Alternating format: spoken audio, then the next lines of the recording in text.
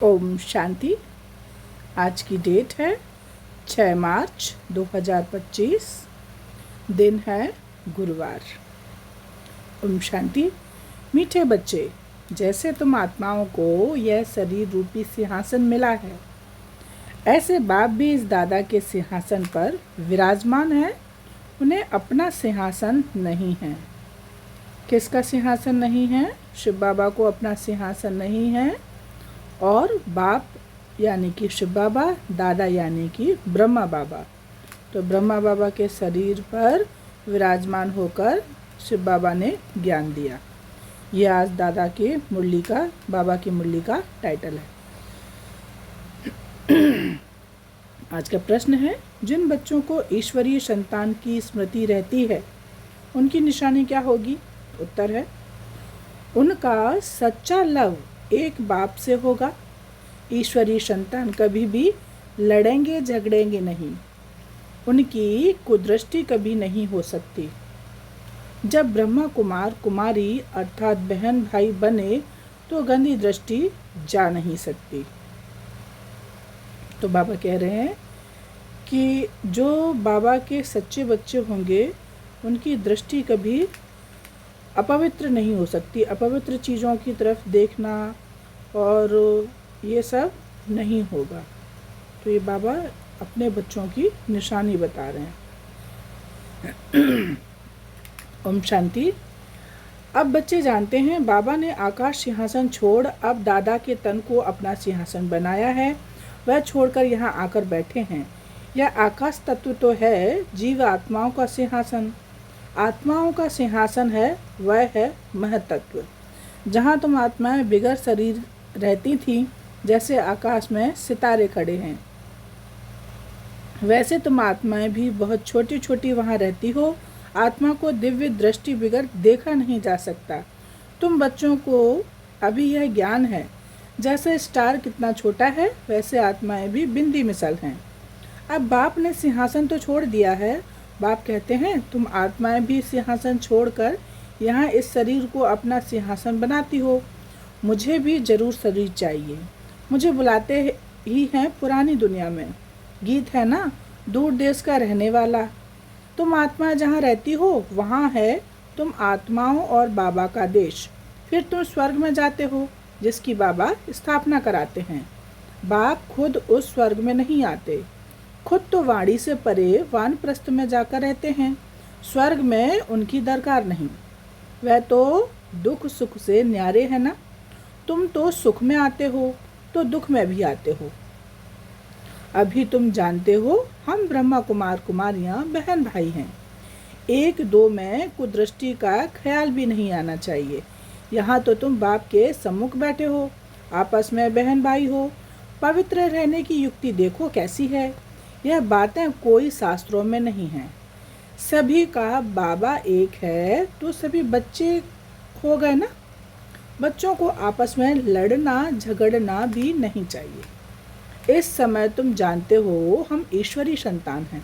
पहले आसुरी संतान थे, फिर अब संगम पर ईश्वरी संतान बने हैं।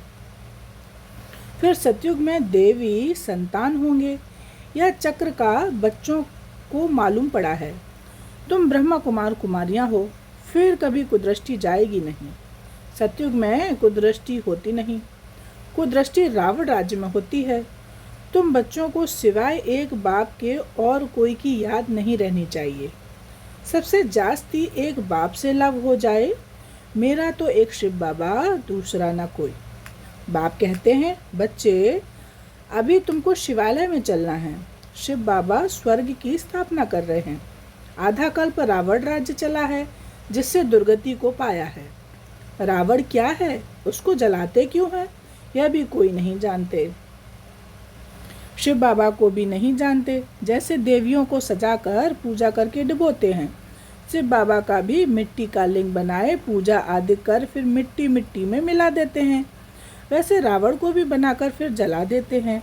समझते कुछ भी नहीं है। कहते भी हैं, अभी रावण राज्य है, राम राज्य स्थापन होना है। गांधी भी राम राज्य चाहते थे, तो इसका मतलब रावण राज्य है ना। जो बच्चे इस रावण राज्य में काम चिता पर बैठ जल गए, बाप आकर फिर से उन पर ज्ञान वर्षा करते हैं। सबका कल्याण करते हैं। जैसे सूखी जमीन पर बरसात पड़ने से घास निकल आता है ना, तुम्हारे पर भी ज्ञान की वर्षा न होने से कितने कंगाल बन गए थे। अभी फिर ज्ञान वर्षा होती है जिससे तुम विश्व के मालिक बन जाएंगे। भले तुम बच्चे ग्रस्त व्यवहार में रहते हो, परंतु अंदर में बहुत खुशी रहनी चाहिए।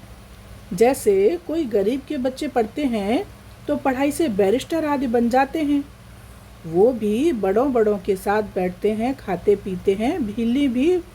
भीली की बात भी शास्त्रों में है ना। तुम बच्चे जानते हो, जिन्होंने सबसे जास्ती भक्ति की है वही सबसे जास्ती ज्ञान आकर लेंगे। सबसे जास्ती शुरू से लेकर तो हमने भक्ति की है, फिर हमको ही बाबा स्वर्ग में पहले पहले भेज देते हैं। यह है ज्ञान युक्त यथार्थ बात। बरोबर हम ही सो पूजते फिर सो पुजारी बनते हैं, नीचे उतरते जाते हैं। बच्चों को सारा ज्ञान समझाया जाता है। इस समय यह सारी दुनिया नास्तिक है, बाप को नहीं जानते, नेति नेति कह देते हैं। आगे चलकर यह सन्यासी आदि सब आकर आस्तिक जरूर बन जाएंगे। कोई एक सन्यासी आ जाए तो भी उन पर सभी विश्वास थोड़ी ही करेंगे। कहेंगे इन पर भी बीके ने जादू लगाया है। उनके चेले को गद्दी पर बिठाएं, उनको उड़ा देंगे। ऐसे बहुत सन्यासी तुम्हारे पास आए हैं, फिर गुम हो जाते हैं। यह है बड़ा वंडरफुल ड्रामा। अभी तुम बच्चे आदि से लेकर अंत तक सब जानते हो। तुम्हारे में भी नंबरवार पुरुषार्थ अनुसार धारणा कर सकते हैं। बाप के पास सारा ज्ञान है, तुम्हारे पास भी होना चाहिए। दिन प्रतिदिन कितने सेंटर्स खुलते रहते हैं। बच्चों को बहुत रहमदिल बनना है। बाप कहते हैं अपने ऊपर भी रहमदिल बनो, बेरहमी नहीं बनो। अपने ऊपर रहम करना है, कैसे, वह भी समझाते रहते हैं। बाप को याद कर पतित से पावन बनना है, फिर कभी पतित बनने का पुरुषार्थ नहीं करना है। दृष्टि बड़ी अच्छी चाहिए। हम ब्राह्मण ईश्वरी संतान हैं, ईश्वर ने हमको एडॉप्ट किया है ना। अब मनुष्य से देवता बनना है। पहले सूक्ष्म वतनवासी फरिश्ता बनेंगे। अभी तुम फरिश्ते बन रहे हो। सूक्ष्म वतन का भी राज बच्चों को समझाया है। यहाँ है टॉकी, सूक्ष्म वतन में है मूवी, मूल वतन में है साइलेंस। सूक्ष्म वतन है फरिश्तों का। जैसे घोष्ट को छाया का शरीर होता है ना, आत्मा को शरीर नहीं मिलता है तो भटकती रहती है, उनको घोष्ट कहा जाता है। इनको इन आँखों से भी देख सकते हैं। यह फिर है सूक्ष्म वतनवासी फरिश्ते। यह सब बातें बहुत समझने की हैं। मूल वतन, सूक्ष्म वतन, स्थूल वतन, इनका तुमको ज्ञान है। चलते फिरते बुद्धि में यह सारा ज्ञान रहना चाहिए। हम असुल मूल वतन के रहवासी हैं। अभी हम वहाँ जाएंगे वाया सूक्ष्म वतन। बाबा सूक्ष्म वतन इस समय ही रचते हैं। पहले सूक्ष्म फिर स्थूल चाहिए। अभी यह है संगम युग। इनको ईश्वरीय युग कहेंगे, उनको दैवी युग कहेंगे। तुम बच्चों को कितनी खुशी होनी चाहिए। कुदृष्टि जाती है फिर उच्च पद पा न सके। अभी तुम ब्राह्मणियाँ हो। अभी तुम ब्राह्मणियाँ हो ना, फिर घर जाने से भूल नहीं जाना चाहिए। तुम संग दोष में आकर भूल जाते हो। तुम हंस ईश्वरीय संतान हो। तुम्हारी किसी में भी आंतरिक रग नहीं जानी चाहिए। अगर रग जाती है तो कहेंगे मोह की बंदरी। तुम्हारा धंधा ही है सबको पावन बनाना। तुम हो विश्व को स्वर्ग बनाने वाले। कहाँ वह रावण की आसुरी संतान, कहाँ तुम ईश्वरी संतान। तुम बच्चों को अपनी अवस्था एक रस बनाने के लिए सब कुछ देखते हुए जैसे कि देखते ही नहीं। यह अभ्यास करना है। इसमें बुद्धि को एक रस रखना हिम्मत की बात है। परफेक्ट होने में भी मेहनत लगती है। संपूर्ण बनने में टाइम चाहिए।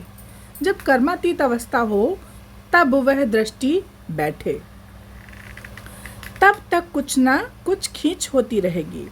इसमें बिल्कुल उपराम होना पड़ता है। लाइन क्लियर चाहिए। देखते हुए जैसे तुम देखते ही नहीं हो, ऐसा अभ्यास जिसका होगा वही उच्च पद पाएंगे। अभी वह अवस्था थोड़ी ही है।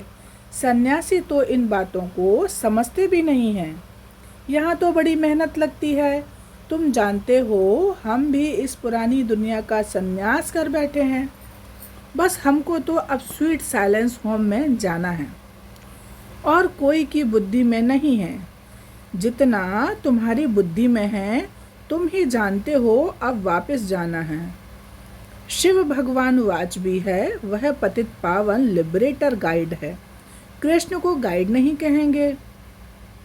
इस समय तुम भी सबको रास्ता बताना सीखते हो, इसीलिए तुम्हारा नाम पांडव रखा है। तुम पांडवों की सेना है, अभी तुम देही अभिमानी बनने हो। जानते हो अब वापस जाना है। बाबा कौन सी चीज़ पे आप आज फोकस करवा रहे हैं? आप कहाँ वापस जाना है? यह पुराना शरीर छोड़ना है। सर्प का मिसाल, भ्रमरी का मिसाल, यह सब है तुम्हारे लिए। यह सब है तुम्हारे इस समय के। तुम अभी प्रैक्टिकल में हो, वह तो यह धंधा कर न सके। तुम जानते हो यह कब्रिस्तान है, अब फिर परिस्तान बनना है। तुम्हारे लिए सब दिन लकी हैं। तुम बच्चे सदैव लकी हो। गुरुवार के दिन बच्चों को स्कूल में बिठाते हैं। यह रस्म चली आती है। तुमको अभी वृक्षपति पढ़ाते हैं। यह बृहस्पति की दशा तुम्हारी जन्म जन्मांतर चलती है। यह है बेहद की दशा। भक्ति मार्ग में हद की दशाएं चलती हैं। अभी है बेहद की दशा। तो पूरी रीति मेहनत करनी चाहिए। लक्ष्मी नारायण कोई एक तो नहीं है ना। उन्हों की तो डिनाइस्टी होगी ना। जरूर बहुत राज्य करते होंगे। लक्ष्मी नारायण की सूर्यवंशी डिनाइस्टी का राज्य चला है, यह बातें भी तुम्हारी बुद्धि में हैं। तुम बच्चों को यह भी साक्षात्कार हुआ है कि कैसे राज तिलक देते हैं। सूर्यवंशी फिर चंद्रवंशी को कैसे राज्य देते हैं। माँ बाप बच्चे को पांव धोकर राज तिलक देते हैं, राज्य भाग देते हैं। यह साक्षात्कार आदि सब ड्रामा में नूद है। इसमें तुम बच्चों को मूंझने की दरकार नहीं। तुम बाप को याद करो, सुदर्शन चक्रधारी बनो और दूसरों को भी बनाओ। तुम हो ब्रह्मा मुख वंशावली, सुदर्शन चक्रधारी सच्चे ब्राह्मण। शास्त्रों में सुदर्शन चक्र से कितनी हिंसाएं दिखाई हैं। अभी बाप तुम बच्चों को सच्ची गीता सुनाते हैं। यह तो कंठ कर लेनी चाहिए। कितना सहज है। तुम्हारा सारा कनेक्शन है ही गीता के साथ। गीता में ज्ञान भी है तो योग भी है। तुमको भी एक ही किताब बनाना चाहिए, योग का किताब। अलग क्यों बनाना चाहिए? परंतु आजकल योग का बहुत नामाचार है, इसीलिए नाम रखते हैं ताकि मनुष्य आकर समझे। आखिर यह भी समझेंगे कि योग एक बाप से लगाना है। जो सुनेंगे वह फिर अपने धर्म में आकर उच्च पद पाएंगे। अच्छा, मीठे मीठे सिकी लदे बच्चों प्रति माता पिता बाप दादा का याद प्यार और गुड मॉर्निंग। रूहानी बाप की रूहानी बच्चों को नमस्ते। आज की मुरली से धारणा के लिए मुख्य सार है। पहला पॉइंट है, अपने ऊपर आप ही रहम करना है। अपनी दृष्टि बहुत अच्छी पवित्र रखनी है। ईश्वर ने मनुष्य से देवता बनाने के लिए एडॉप्ट किया है, इसीलिए पतित बनने का भी ख्याल भी ना आवे। सेकंड पॉइंट है, संपूर्ण कर्मातीत अवस्था को प्राप्त करने के लिए सदा उपराम रहने का अभ्यास करना है। इस दुनिया में सब कुछ देखते हुए भी नहीं देखना है। इसी अभ्यास से अवस्था एक रस बनानी है। आज का वरदान है, हर कदम में पद्मों की कमाई जमा करने वाले सर्व खजानों से संपन्न व तृप्त आत्मा भव। बाबा स्पष्टीकरण दे रहे हैं, जो बच्चे बाप की याद में रहकर हर कदम उठाते हैं वह कदम कदम में पद्मों की कमाई जमा करते हैं। इस संगम पर ही पद्मों के कमाई की खान मिलती है। संगम युग है जमा करने का युग। अभी जितना जमा करना चाहो उतना कर सकते हो। एक कदम अर्थात एक सेकंड भी बिना जमा के न जाए, अर्थात व्यर्थ न हो। सदा भंडारा भरपूर हो, अप्राप्त नहीं कोई वस्तु, ऐसे संस्कार हों। जब अभी ऐसी तृप्त व संपन्न आत्मा बनेंगे तब भविष्य में अकुट खजानों के मालिक होंगे। आज का स्लोगन है, कोई भी बात में अपसेट होने के बजाय नॉलेजफुल की सीट पर सेट रहो। मातेश्वरी जी के अनमोल महावाक्य हैं। आधा कल्प ज्ञान ब्रह्मा का दिन और आधा कल्प भक्ति मार्ग ब्रह्मा की रात। आधा कल्प है ब्रह्मा का दिन, आधा कल्प है ब्रह्मा की रात। अब रात पूरी हो सवेरा आना है। अब परमात्मा आकर अंधियारे की अंत कर सोजरे की आदि करता है। ज्ञान से है रोशनी, भक्ति से है अंधियारा। गीत में भी कहते हैं, इस पाप की दुनिया से दूर कहीं ले चल, चित चैन जहाँ पावे, यह है बेचैन दुनिया। जहाँ चैन नहीं है, मुक्ति में ना है चैन, ना है बेचैन। सतयुग त्रेता है चैन की दुनिया। जिस सुख धाम को सभी याद करते हैं, तो अब तुम चैन की दुनिया में चल रहे हो। वहाँ कोई अपवित्र आत्मा जा नहीं सकती। वह अंत में धर्मराज के डंडे खाए कर्म बंधन से मुक्त हो शुद्ध संस्कार ले जाते हैं, क्योंकि वहाँ ना अशुद्ध संस्कार होते हैं, ना पाप होता है। जब आत्मा अपने असली बाप को भूल जाती है तो यह भूल भुलैया का अनादि खेल हार जीत का बना हुआ है। इसीलिए अपने इस सर्वशक्तिवान परमात्मा द्वारा शक्ति ले विकारों के ऊपर विजय पहन 21 जन्मों के लिए राज्य भाग ले रहे हैं। अच्छा, ओम शांति। आज का व्यक्त इशारा है, सत्यता और सभ्यता रूपी कल्चर को अपनाओ। आपके बोल में स्नेह भी हो, मधुरता और महानता भी हो, सत्यता भी हो, लेकिन स्वरूप की नम्रता भी हो। निर्भय होकर अथॉरिटी से बोलो, लेकिन बोल मर्यादा के अंदर हो। दोनों बातों का बैलेंस हो। जहाँ बैलेंस होता है वहाँ कमाल दिखाई देती है, और वह शब्द कड़े नहीं मीठे लगते हैं। तो अथॉरिटी और नम्रता दोनों के बैलेंस की कमाल दिखाओ। यही है बाप की प्रत्यक्षता का साधन। ओम शांति। थैंक यू बाबा, थैंक यू हमारा प्यारा दैवीय परिवार। आपका दिन शुभ हो।